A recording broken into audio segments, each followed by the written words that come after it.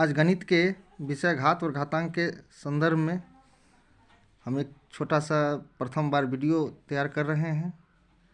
मेरी पहली शुरुआत है, तो चलिए जानना चाहते हैं घात और घातांक है क्या।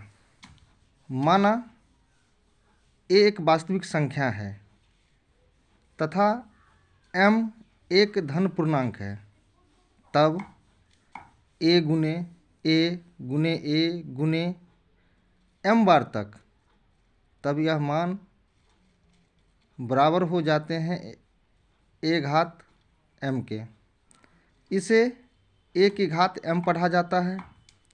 इसमें a को आधार तथा m को घातांक या घात कहते हैं।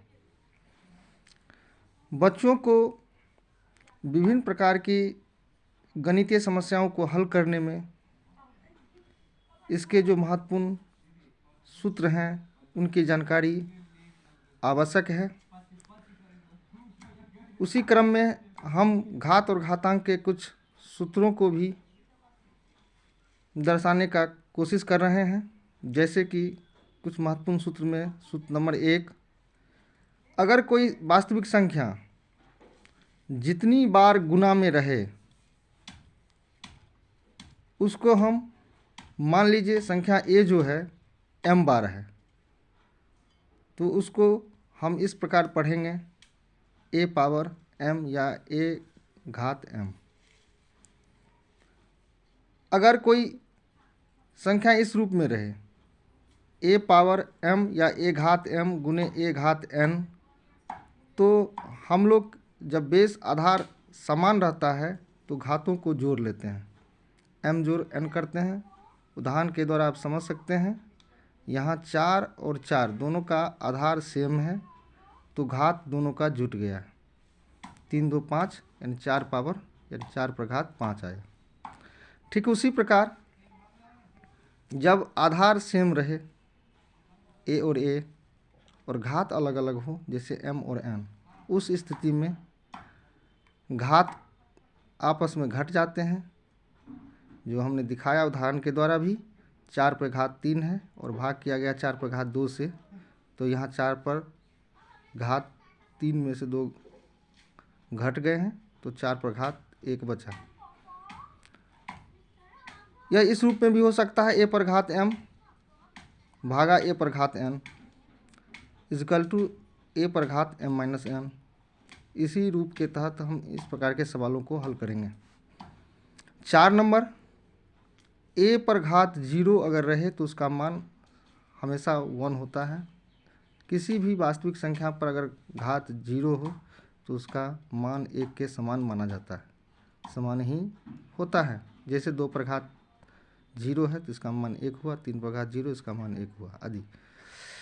5वां है, यदि इस रूप में हो कोई वास्तविक संख्या a पर घात m छोटी कोष्ठक से बंद फिर घात n, तो इसे हम इस रूप में लिख सकते हैं a पर घात m गुने n।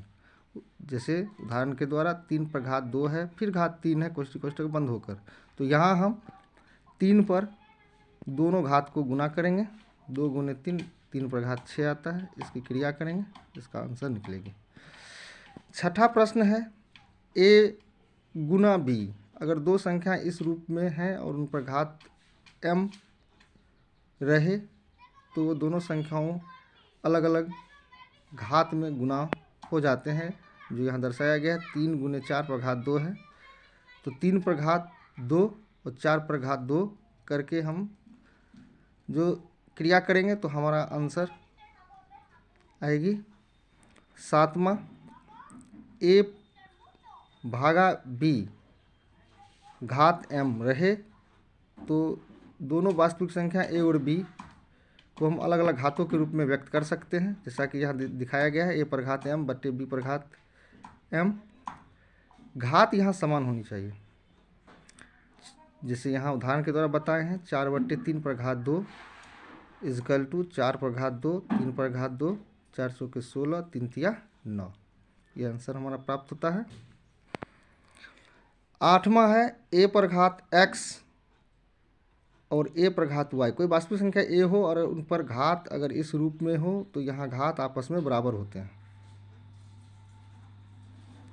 अगला 9th a power minus m, घात अगर ऋणात्मक रूप में हो तो उस स्थिति में जो वास्तविक संख्या होती है वो अपने आप का व्युत्क्रम हो जाते हैं, और चूंकि 1 का